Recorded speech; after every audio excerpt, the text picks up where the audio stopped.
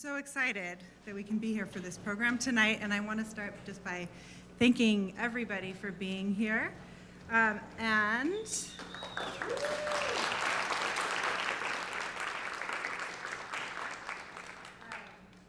Before I continue, I want to acknowledge that Stanford sits on the ancestral lands of the Muwekme Ohlone tribe. My name is Christina Linden, and I'm the director of Academic and Public Programs at the Cantor Arts Center here on the Stanford campus, and also a co-editor of this book,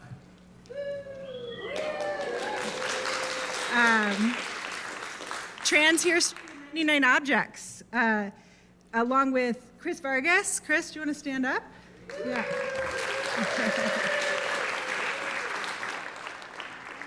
France, who's also with us tonight.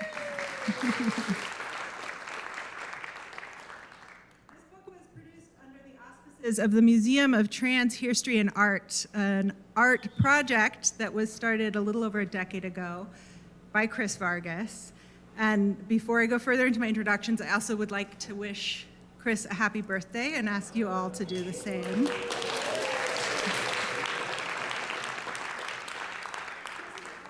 the reason we're all here together today, and I was so grateful for the chance to collaborate on this book. It's been a lot of fun. Chris is going to talk a little later in the program after dinner at length about MOTHA and the book project. So I'm going to try to be brief because we have an amazing program tonight and it's pretty full. I don't want to take everybody's time away. But I just want to thank all of the contributors to the book, some of whom are here tonight. Maybe anybody want to stand up if you have work or text in this book? I know some of you are here.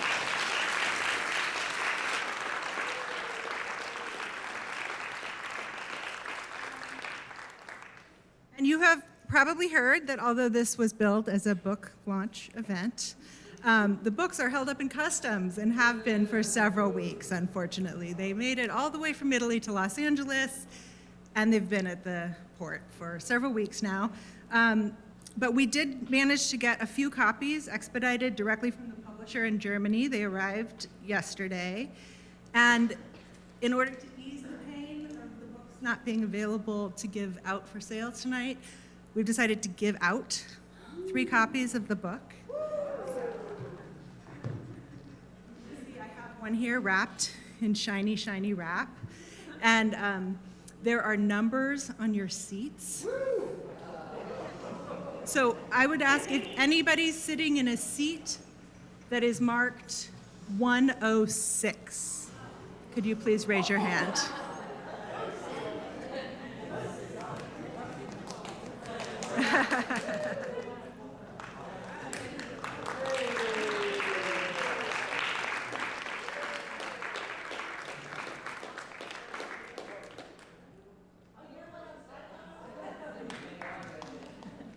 We will be giving out 2 more copies of the book, one just after dinner break and one at the end of the program, so a little incentive to stick around if you can.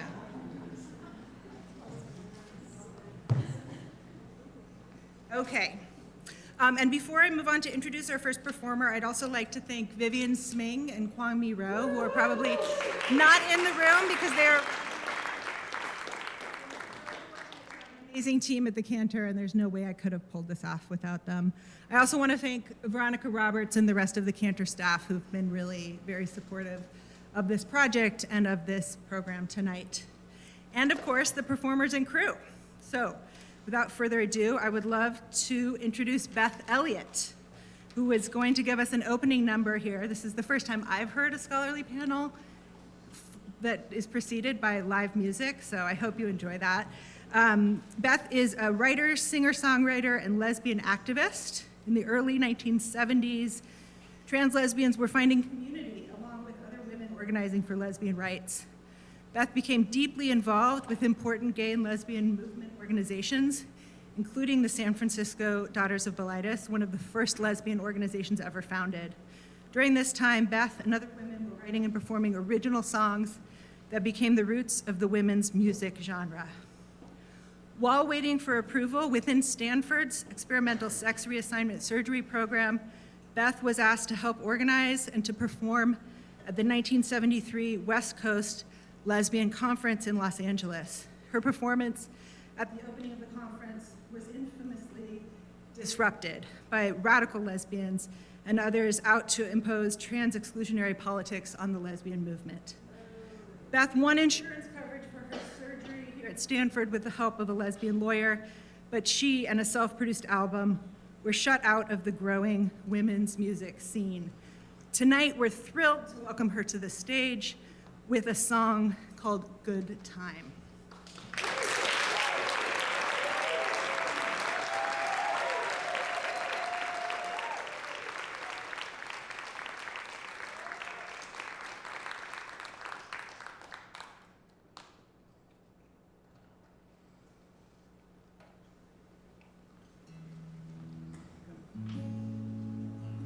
I can hear it in the house, so it must be working.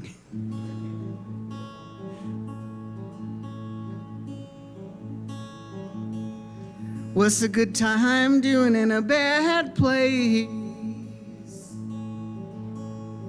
Where's this present evil I'm trying to face? I keep seeing the usual overshadow the good. I've found nothing to believe in. You deceive me, and I might even wish that I could.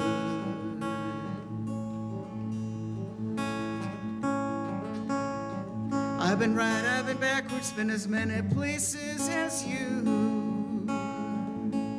But it's where I'm now that keeps them from showing through. I may never see you light another day.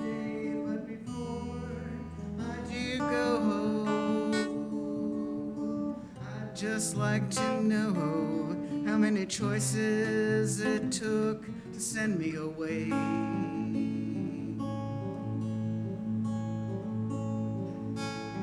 Well, if it's not true what I thought it could possibly be, you must be wondering if something's wrong with me. It's just that I've been thinking the thought in my head. It's been an evil seed, done its dirty deed. Since you proved yourself worthy, I'm fine.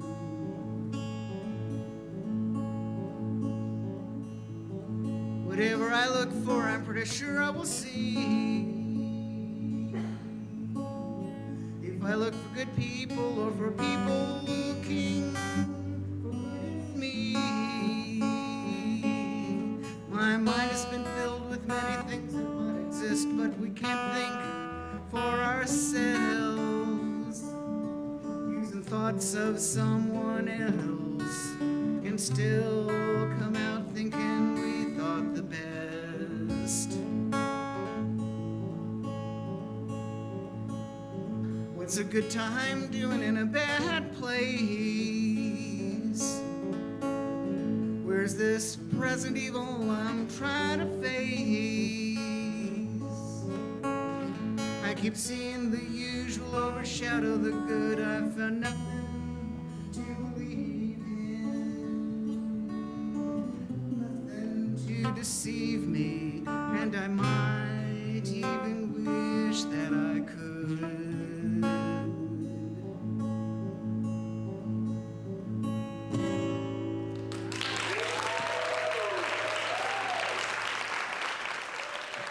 Thank you.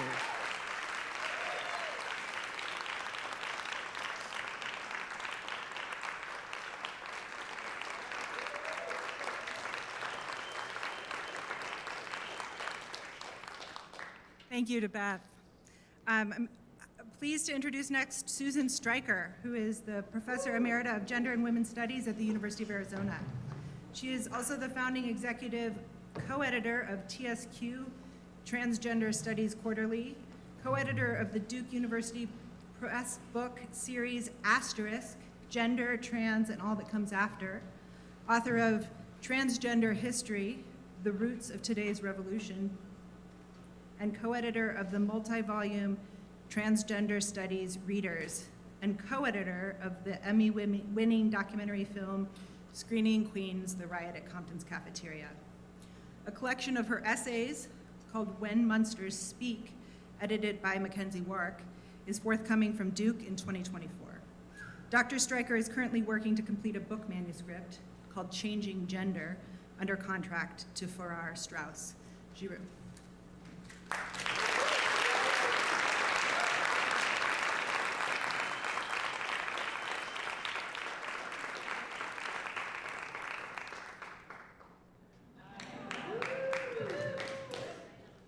Thank you, Christina. Hey, everybody. Great to see you all here tonight. My instructions are to sit in this chair and then introduce the panelists who will be coming on stage to join me. The first thing that I want to say is just that I have watched this book come along for a long time now. I am so thrilled that it is out. It is one of the most gorgeous art history books, maybe the best trans art history book I have ever seen. So just congratulations to Chris and David and Christina for the work that they've done here. I'm really glad everybody can show up tonight to help celebrate it and see this fabulous lineup of people. And with no further ado, let me introduce people who will be on the panel tonight. First up will be Riley Snorton. Hey, Riley.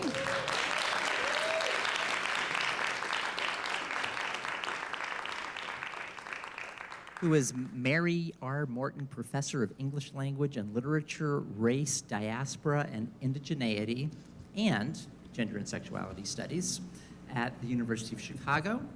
Riley is the author of Black on Both Sides, A Racial History of Trans Identity, and many, many other works.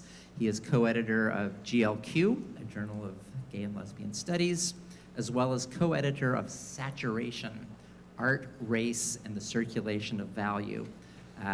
Riley is currently completing a co-authored book, A Black Queer History of the United States, under contract with Beacon Press. All right. Yes, applause all around for that. Then we will hear from Kyle Metzger, who did a PhD here at Stanford in art history, class of 2017.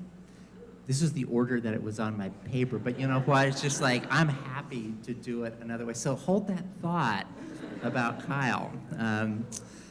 Next up will be Gabby Omoni Hartman, and we were talking backstage about how to pronounce everything. I'm such a monolingual Okie. I know I'm gonna mess something up, but Gabby is Afro-Guyanese, is an Orisha in the Eya, Ache, Ayaba, Omi community in Brazil, and a PhD candidate in anthropology and archaeology at the Federal University of Minas Gerais. Their research is rooted in anti-colonial and Afro-centered re-understandings of archaeology in order to tell stories of silenced existences. And then Kyle Metzger, Stanford's own. Right. Assistant Professor of Art History in the Department of Art at Bradley University. His current manuscript, Deep Cuts, Transgender History in American Art After World War II, engages histories of gender transformation in American art since the end of the Second World War. Everybody will have 12, 13, 14 minutes to talk. I will be the harsh time mistress and let you know when your time is up, and then we'll have about 15 minutes for moderated conversation afterwards. Have you got your clicker? We're ready to go? Ready to roll? Thank you. All right, take it away, Riley. Thank you so much. It's so good to see everyone here. I'm so honored and grateful to participate with my colleagues, Gabby Omoni and Kyle, and of course to be in a conversation moderated by Susan Stryker, and to celebrate the launch of Trans Hirstory 99 Objects. So I want to thank Chris for the invitation to write about Lucy Hicks Anderson and her amazing leather clutch. And I also want to thank Vivian Sming, Christina Linden, Wang Mi Ro, and folks from the Cantor Arts Center at Stanford. And last but certainly not least, I want to thank all the folks whose names I don't know, but whose labor allows us to be here together today. So Lucy Hicks Anderson is sometimes referred to as an early advocate for marriage equality, or as a notable person of Kentucky birth, and always as a Black trans foremother. The iconic photo of Ms. Lucy Hicks Anderson, pictured between a uniformed police officer and more than likely another officer of the court, is as enigmatic as it is descriptive. Impeccably dressed in a light-colored skirt suit with dark hat and matching leather gloves, Ms. Hicks Anderson commands our attention. In the foreground of the image are 3 pristine leather bags for shoes, garments, and toiletries, and in her hand she clasps a leather clutch, all further evidence of what she told reporters outside the courtroom. Quote, "I've lived, dressed, and acted just what I am, a woman." I first learned of her on February 18th, 2011, happening to be in a car listening to the Tom Joyner morning show, which aired a segment, Little Known Black History Fact, and described Hicks Anderson as, quote, "the first transgender Black to be legally tried and convicted in court for, quote, impersonating a woman." The following year, a version of her story appeared alongside several other notable figures in Black history in a feature on trans trailblazers for Ebony magazine, written by trans advocate and historian Monica Roberts. While sporadic, Hicks Anderson's story is frequently revisited in mainstream, but especially in queer and trans-focused media. The degree of representation has also meant greater access to the details of her existence, that she was born in 1888 in Waddy, Kentucky, and arrived in Oxnard, California in 1920, that she was married twice, first to Clarence Hicks and then to Reuben Anderson, that she was a domestic worker and a madam, that she was tried twice, first locally in Ventura County, California, and later by the federal government, that she went to prison, that she was barred from returning to Oxnard after serving her sentence, and that she died in Los Angeles in 1954. Most of these details are gleaned from articles written about her from 1945 to 1946, when her trial received national media coverage. Published under the headline Sin and Souffle on November 5th, 1945, after an editor, quote, found the bones of the story tucked away in a Pacific Coast newspaper, Time received more mail in response to the story of Lucy Hicks, leading confidant, philanthropist, and bordello boss of Oxnard, California, than any other article in recent history. Sin and Souffle focused as much on the town of Oxnard as it did on Hicks Anderson. Quote, "The town was newly rich on sugar beets, and its Chinese and Mexican laborers blew their pay nightly on light ladies, gambling, whiskey, and opium." Weaving her story with the development of the town, Time exclaimed that in Ventura County, she became as well known as Oxnard's huge American Crystal Sugar Company refinery, and described how the growth of Oxnard allowed Hicks Anderson to expand from just one to a sprawling half-block of brothels. In addition to her role as a proprietor of several brothels, Hicks Anderson was known as one of the best cooks in town, working for most of Oxnard's political and business elites. Her proximity to power carried certain benefits. Quote, "When the sheriff arrested her one night, her double-barreled reputation paid off. Charles Dompton, the town's leading banker, promptly bailed her out. Reason, he had scheduled a huge dinner party which would have collapsed dismally with Lucy in jail." Indeed, Time worked to tell the story of Hicks Anderson's local influence, noting that she gave, quote, "expensive going-away parties for the sons of prominent families, provided local commentary alongside churchmen and other civic leaders for the Oxnard papers, contributed regularly to the Red Cross and Boy Scouts, as well as other charities, and had purchased almost $50,000 in war bonds." Though Time proclaimed itself the first to tell the story of Hicks Anderson, the emphasis on her relationship to Oxnard elites demonstrated an editorial presumption about the publication's readership. Sin and Souffle included one quotation from Hicks Anderson, which was a response to her role as a philanthropist, and included the editorial edition, quote, "cackling happily, just don't ask where the money came from." Its final sentence, a transphobic punchline, was meant to startle, though one might note how the treatment of Hicks Anderson's quotation signaled to Times readership that she was someone to laugh with and at. In published letters printed a few months later suggested as much when it described her story as one of, quote, astonishment and embarrassment for her fellow townspeople, and describing its subscribers' nominations of her for the 1945 Time Man of the Year Prize as her, quote, supreme accolade.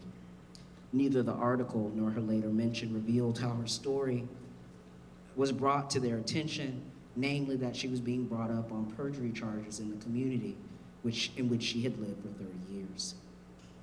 Black newspapers like the Afro-American took a decidedly different approach. When it carried a front-page article, Nightlife Queen guilty of perjury in sex case, on December 12, 1945. The article's focus on that trial proceedings gave more room to hear Hicks Anderson's interpretation. For example, in response to the prosecutor's line of questioning, Hicks Anderson explained her aesthetic philosophy. Asked if she often wore a wig, Lucy said, "If I think I look better in a wig, I do." Her childhood, she had been dressed from infancy as a female, and at 9 was taken to a doctor in Kentucky who told her mother, "I was more of a girl than a boy." Her marital history, when asked if Hicks Anderson's first husband were a man, Lucy replied, "Well, he's supposed to be." And her relationship to her body, asked what part of her body she considered feminine, she said, "Well, for one thing, my chest." And she bared it to the jury. The inclusion of Hicks Anderson's courtroom testimony did more than provide color to the article's prose, as her humorous interjections intervened in the flow of normative discourses that placed her on trial. To take her responses seriously would require acknowledging the embedded contradictions that make normativity so powerful, precisely because it's aspirational, not in a trans way, but in the way race and gender are naturalized as according to anti-Black and anti-trans hierarchized ideals. The Afro-American article also mentioned the inclusion of 5 doctors' testimonies, all attesting that, quote, "she was definitely a man," a statement which in the arc of the narrative of the trial was meant to show an overwhelming preponderance of evidence against her claim to womanhood, but simultaneously belied a concern and consequent overcompensation for the role of medical expertise in legal proceedings. In response to the prosecutorial strategy, her defense offered a theory that Hicks Anderson had hidden organs, which could not be discoverable until an autopsy could be made after her death. At the conclusion of the trial, the jury ultimately found her guilty of perjury, and Hicks Anderson was sentenced to probation. Yet the interplay of legal strategies in Hicks Anderson's trial is yet another illustration of how Blackness and transness collide in the production of medical knowledge within the context of U.S. carceral logics. News of the first trial invited further investigation.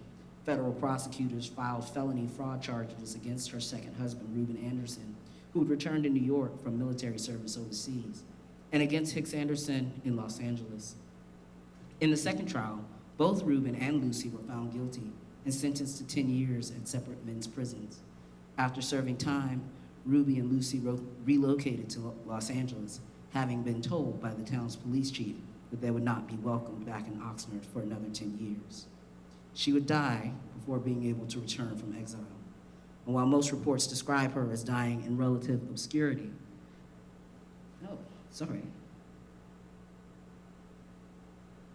and while most, let me turn to myself. She would die before being able to return from exile. And while most reports describe her as dying in relative obscurity, it might be truer to say that she sought to lessen the burden the nation handed her and traveled light. Thanks.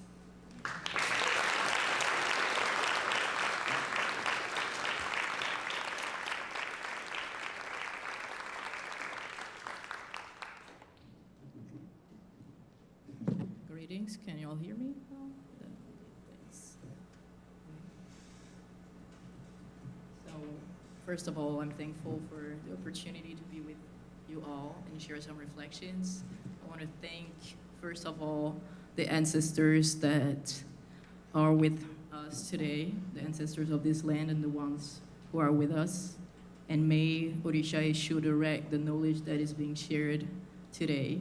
And may this knowledge be of a great purpose for the trans ancestors whose stories we're here to remember and the transgender people here who are just trying to remember how to exist in this world.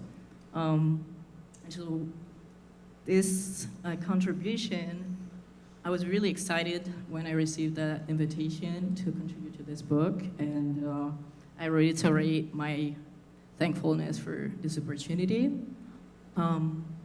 Here, I wrote it as a dream.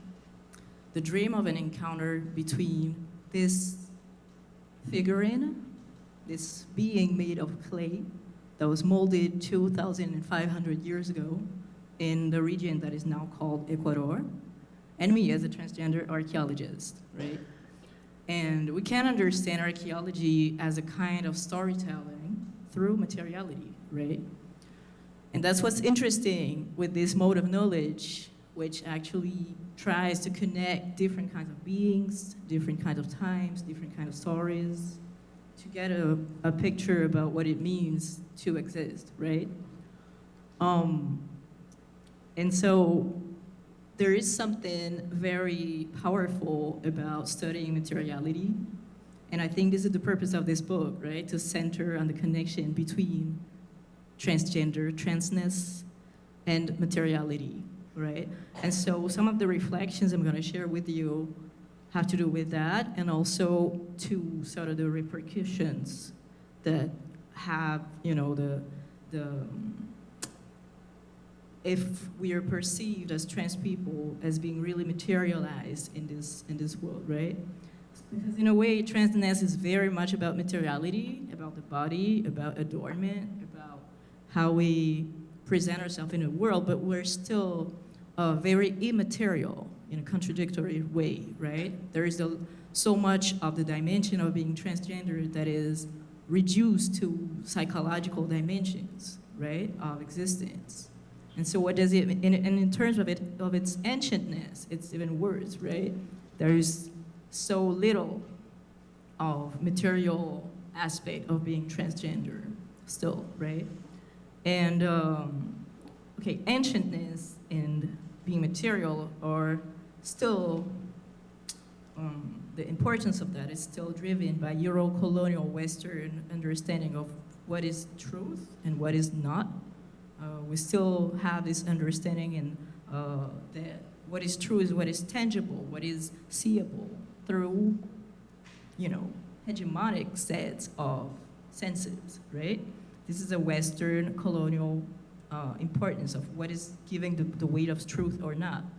And so materiality today is a way for transgender communities across the globe to reclaim the validity of our existences, and ancientness as well, right? So I'm gonna show you all some, okay. Okay, so this clay figurines that you all can see are from the land that is called today Ecuador. Archaeologists date them from about more than 2,000, 2,500 years old. They're from cultures called Chorera or Tolita cultures.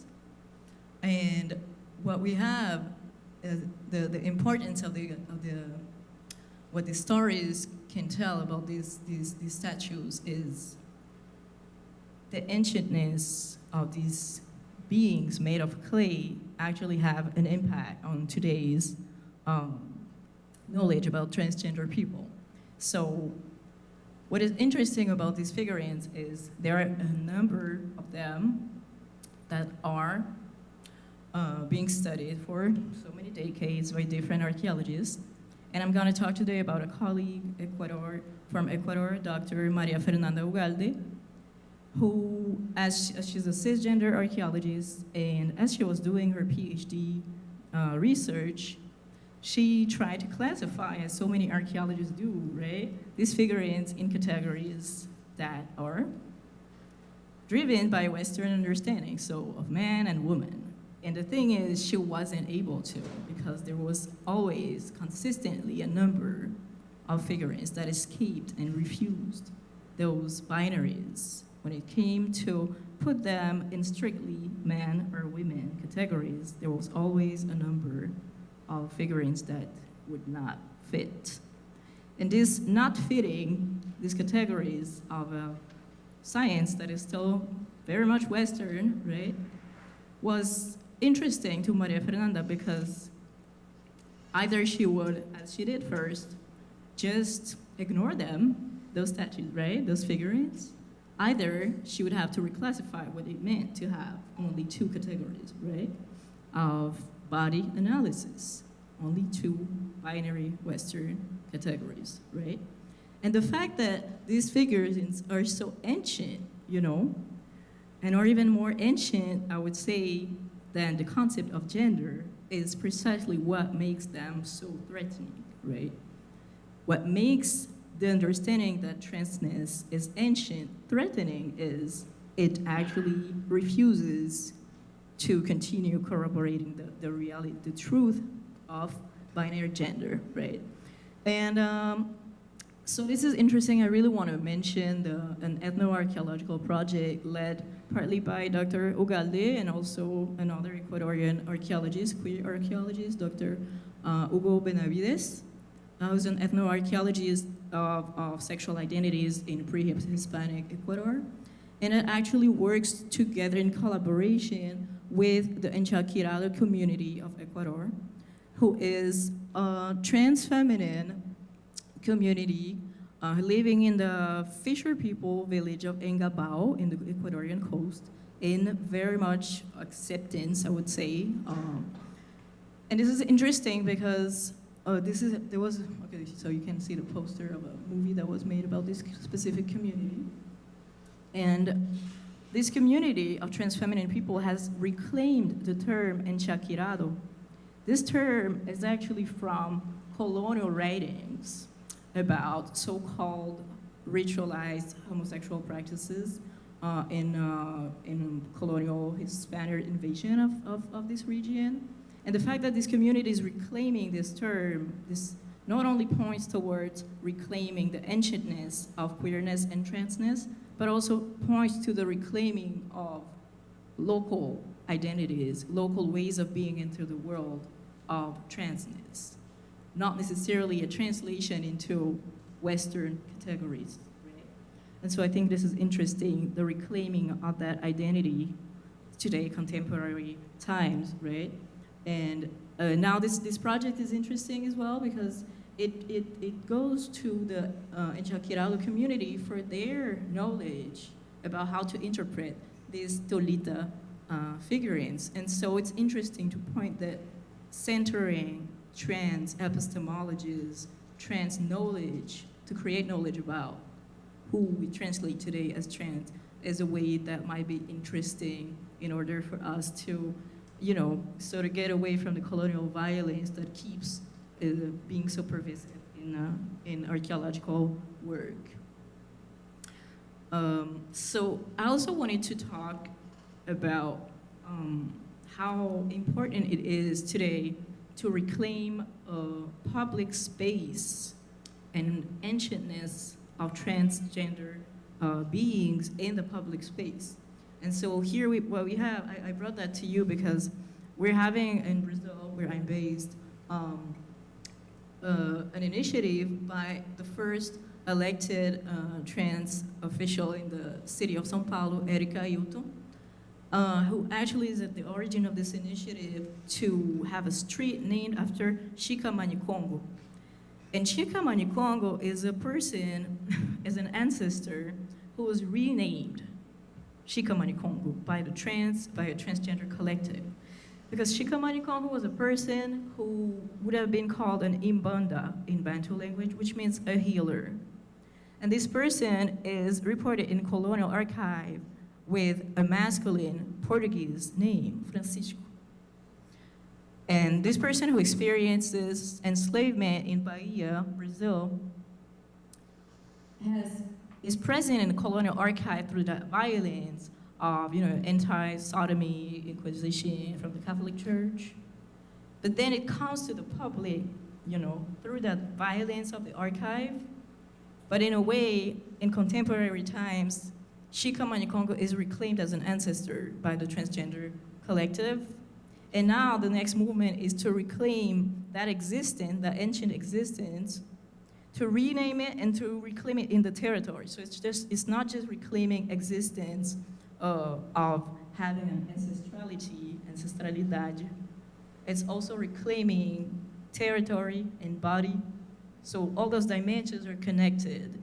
And the fact that this is an initiative led by Erika Ailton, shows to how our bodies being in spaces, occupying, right, public space and public knowledge, has some reverberating effects that I think are interesting when we think of transness and materiality.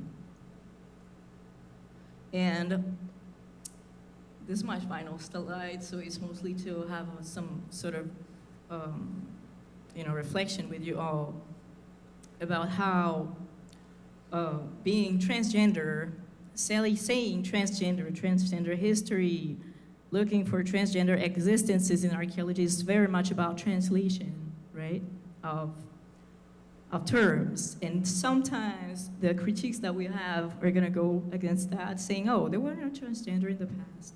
There were no queer people in the past, right? And I think an important aspect of the fight for transgender rights is the fight for indigeneity, is the fight for anti-colonial approaches to knowledge. It's the fact that recognizing the validity of our existences implies recognizing that the gender binary and the sex binary do not apply to the validity of our existences. And so the whole structure that created them, so Western structures, colonial structures that are very much in place. And so as we reclaim indigeneity to understand, and indigenous knowledge to understand the world and the existences, maybe we won't have too much to try to make our existences fit in stories about the past, as to understand, other ways that our existences have always been untranslatable and ancestral, invalid. So thank you. Can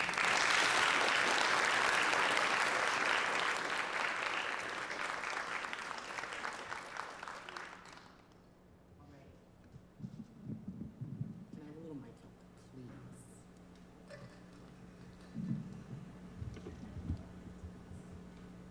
How's that? We good? Thumbs up? We're good? We're good? Cool. Thanks. This is really wonderful. Thanks, everyone, for being here. Thank you to Christina for inviting me. This is really exciting. Thanks to both you and Chris and David for inviting me to contribute to the book. MOTHA has been a project that I've been obsessed with since its inception, since I found it on the internet 10 years ago. So it's really, really, really cool to be a part of it. It's super cool to be on stage with Susan, who I have a debt of gratitude to. And it's really, really wonderful to share the stage with these two. So, and I got my PhD in the art history department here in 2021. Defended virtually during the pandemic, which was super weird, and I haven't been back since. So it's kind of surreal and weird to be back here now. So all of this is awesome. Thanks everyone for making it happen. And everyone too, as everyone else said, whose work and efforts are unseen. So this is great. As the material for this event mentions, I am working on a book called Deep Cuts, Transgender History in American Art After World War II. Let me advance the slides. This is the page that has the painting that I will be talking about. And this is where we'll start. So I'm working on a book based on my dissertation called Deep Cuts, Transgender History in American Art After World War II. And paintings by artist Forrest Bess anchor the first chapter of that book. And I wrote about one of his paintings, this book, from the book that we're celebrating tonight. And Forrest Bess was an artist, a fisherman, and an ex-GI who showed paintings with the famed Betty Parsons Gallery alongside some of the most celebrated figures of American post-war abstraction. Like Jackson Pollock, Barnett Newman, and Mark Rothko, he showed at Betty Parsons. Sorry, there was a sentence I missed a punctuation point in. Those are important, right? So as many of you are aware, these artists were champions of abstract painting, or what Clement Greenberg described as the reduction of a painting down to its most basic elements of color, surface, and texture. And Bess's art appeared to be similarly reductive, and this led many critics to describe it, too, as abstract. And while this is not entirely untrue, many of his shapes and colors were also symbols with meanings that constructed an elaborate theory of spiritual and psychological transformation rooted in unifying masculinity and femininity in a single body. Bess's copious writings reveal that his paintings advanced his belief that hermaphroditism, his word, not mine, is an ideal state of human embodiment, and he outlined the methods supporting his theory. He implored Betty Parsons, the owner of that famous gallery, to display his research alongside his paintings in the shows that she offered him in that space. And he wrote dozens of letters over nearly 30 years to art historian and critic Meyer Shapiro, hoping that he might endorse his theory. Furthermore, because Bess saw his art as constituting a major advancement in modern sexual medicine, this was in the 1940s and 50s, he also wrote to psychologists Carl Jung and John Money, attempting to persuade him, or them, of his ideas. To Bess's great disappointment, however, both Parsons and Shapiro never fulfilled Bess's requests. Jung and Money similarly disregarded his theory as entirely speculative, and all parties rejected his methods because they never produced measurable results. Reasons for rejecting the scientific basis of Bess's work were certainly legitimate. But in my work on Bess, I contend that we should not disregard entirely the central role that Bess's investment in non-binary gender and bodily morphology had in the production of meaning in his paintings, or how his paintings anticipated current developments in trans and intersex cultures in the US after World War II. Rather, I posit that when analyzed in the context of Bess's theory, his paintings do at least three things. First, they highlight affirming links between early 20th century European theories of bisexualism, which in this case means a sense that all people have both male and female hormones and thus have both male and female physical characteristics, and non-binary approaches to gender identity that practitioners of transgender and intersex healthcare are just beginning to embrace. Second, they offer a significant point of intersection between histories of homosexuality, transsexuality, or transgender identity, and intersex medicine in American art, and I use anachronistic terms intentionally. Third, they reveal persistent discomforts with framing gender as non-binary in post-war American art that are only recently starting to erode. Now, to defend these assertions, let me first offer the briefest of glimpses into Bess's thinking, how it developed, and how he expressed it. While most Americans refuted the idea of non-binary gender in the 1950s, Bess not only supported it, he believed that efforts to unify male and female within the single body would result in complete spiritual liberation, eternal life, and even world peace, as he described in a 1955 letter to President Dwight D. Eisenhower. He was really into this. Cult documentary. He felt this could be achieved through what he called the urethral orgasm, which he asserted to be a lost alchemical technique for metaphysical transformation. Bess believed that this orgasm could only be achieved by cutting a hole into the base of the penis large enough for another penis to penetrate. In his letters to Shapiro, he claimed that his theory was derived from the shapes and colors that appeared. Sorry, Siri woke up. Siri's interested.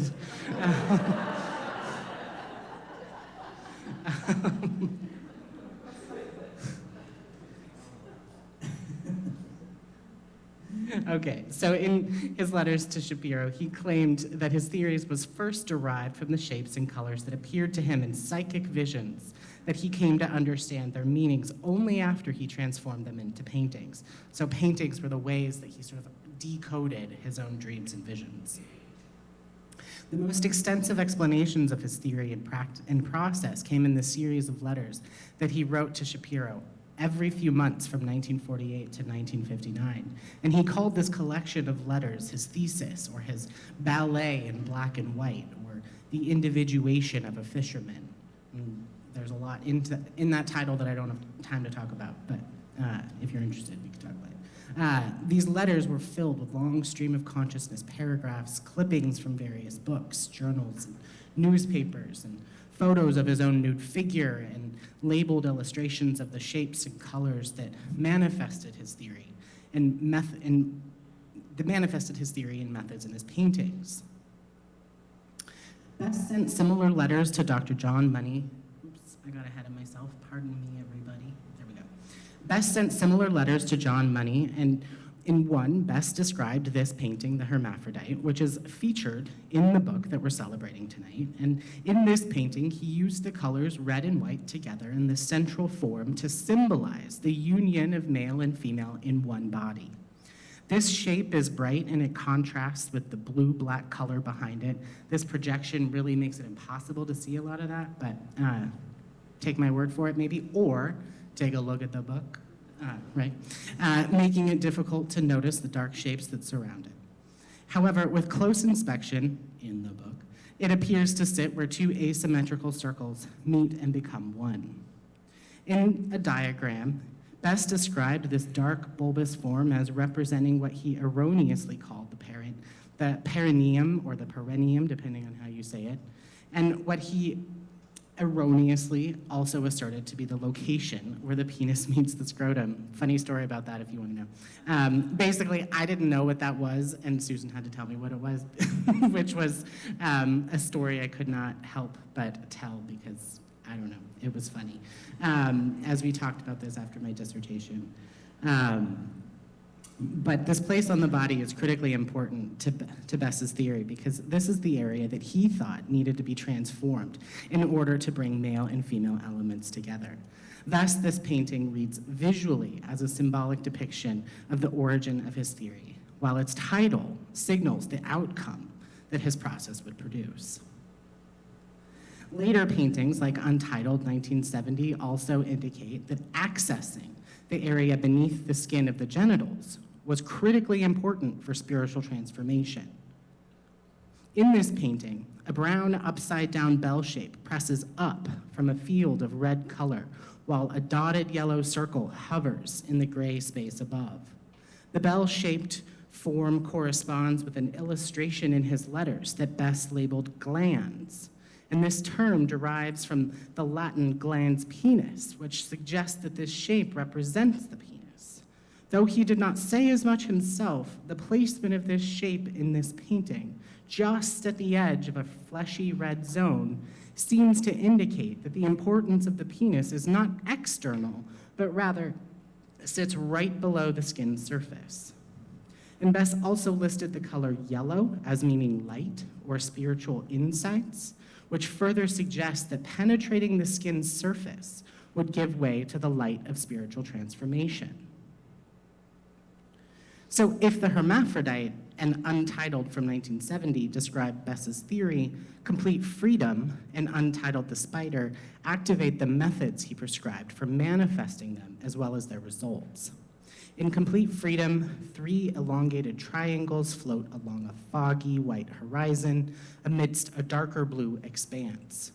Best describes triangles like these in his ballet as meaning to cut, and he theorized that cutting into the base of the penis could produce the complete freedom that the title of the painting declares.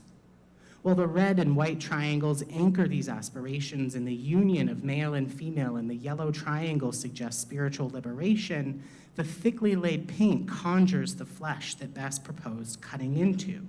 As the white horizon fades into a deep dark blue, the atmospheric quality of this painting hints at the metaphysical aspiration that motivated this incision.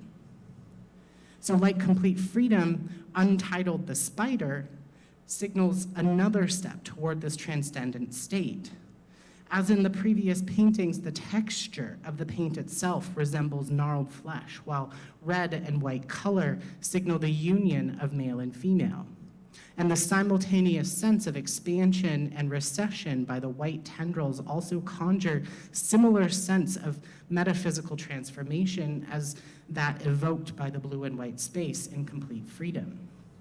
However, in this painting, thin white lines extend outward like spider legs from a small white circle that sits close to its center. And circles meant whole in Bess's taxonomy, indicating that he thought the cut should become a whole. And that would then become what Bess called a vagina masculinus, that would enable the urethral orgasm that I described earlier when penetrating. And so combining his ideas about the urethral orgasm with the fleshy texture of this painting, the sense of expansion and transformation can be imagined as the physical release that drove his theory. So, as I mentioned in the introduction to this talk, Bess sought to display his ballet in his 1959 exhibition at the Betty Parsons Gallery.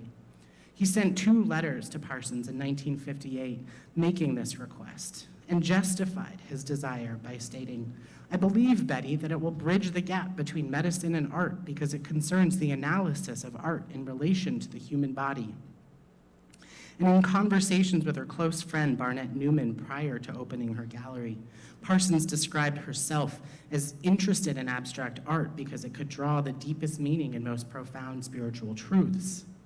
And while this might make us think Parsons would have been open to this idea, she in fact ignored his first request. And when Bess asked again, she succinctly but politely replied, "Concerning the hanging of your thesis in your next show, I do not feel I want to. No matter what the relationship is between art and medicine, I would rather keep it purely on the aesthetic plane." Which is interesting because she was a closeted lesbian, so there's a lot to talk about there. But no time. Kyle, we're gonna need to. Out of time. We're going to wrap it up. So, all of this is to say there's renewed interest in Forrest Best, which is really kind of exciting. And I think that it's something that doesn't go without saying that it's about time. And I think it's really exciting that Bess has shown up in this book, even though he's not himself someone who identifies as trans. And I would never call him trans, but the sentiments that he is after and was after, I think give us a sense of this is nothing new. It's been here all along, and I think that's really important. So.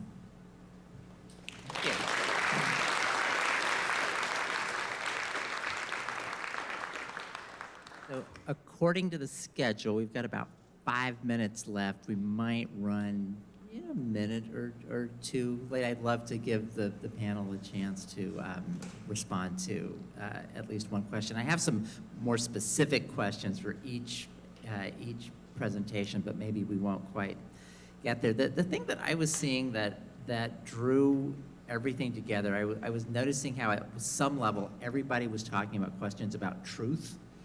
You know, like what is the truth of historical record, of self-testimony, of like what's the truth of the archaeological record, the truth of indigenous experience, the metaphysical truths of the body. And, you know, I do think the question of truth is so central to trans existence, trans aesthetics, you know, that I think the way I understand transness myself is that it is for me very hard to think about what the term means outside of sort of the modernist European episteme.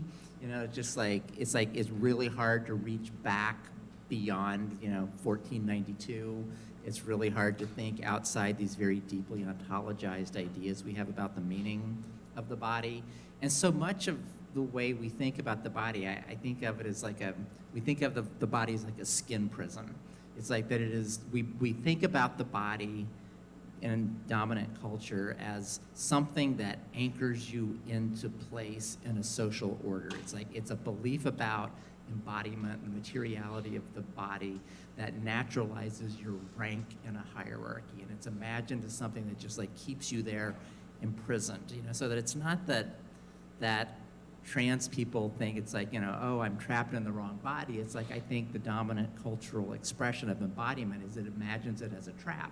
It binds you. There's something carceral about it. And so much of what transness is, it's like the belief, the desire, the affect, the movement across that carceral imaginary to say things can mean otherwise. There's another truth of our bodies. You know, there's another truth of our existence.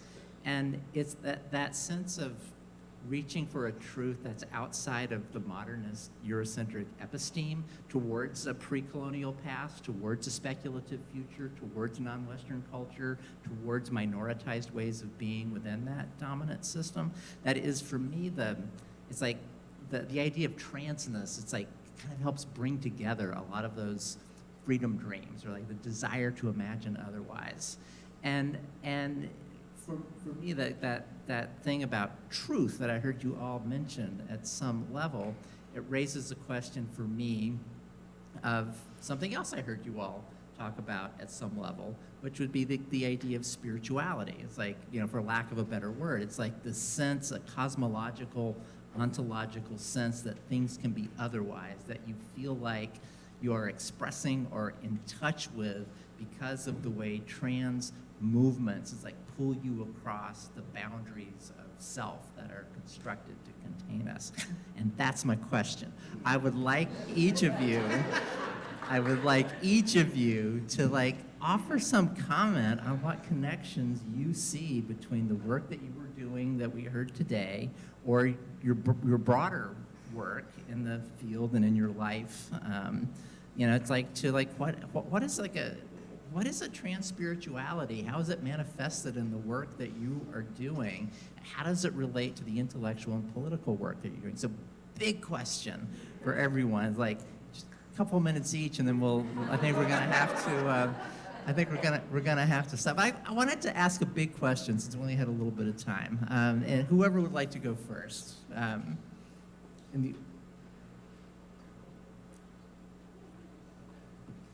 right.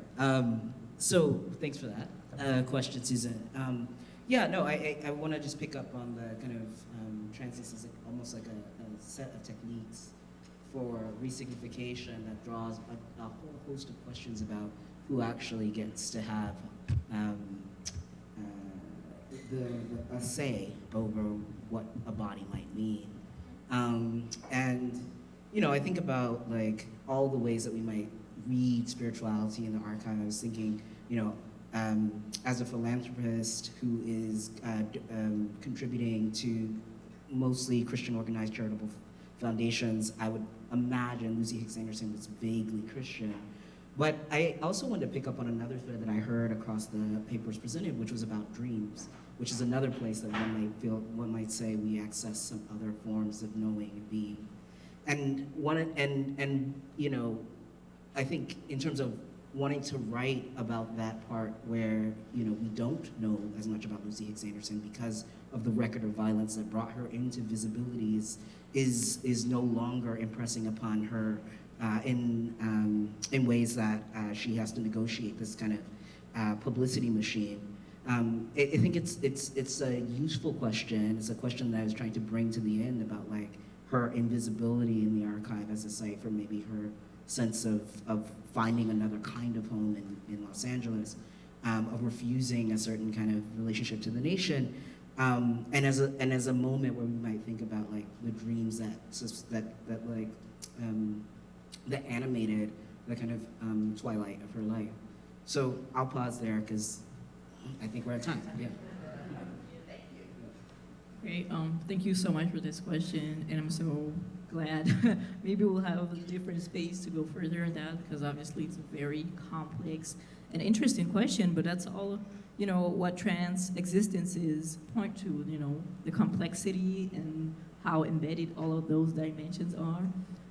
And so you're asking about why we're pointing towards truth and also the spirituality, and I think all of what we're saying, we're bringing tonight is the fact that trans existences, like I said earlier, are still threatening because they remind, this dominant Western Euro-colonial culture and world perception that it doesn't, so much of humanity does not fit this understanding of world. And so the expansiveness of what it means to be transgender, that is, an experience that is partly lived through the body, but not exclusively, because that's what it's about, and that's where it points to what is called and translated as spiritual.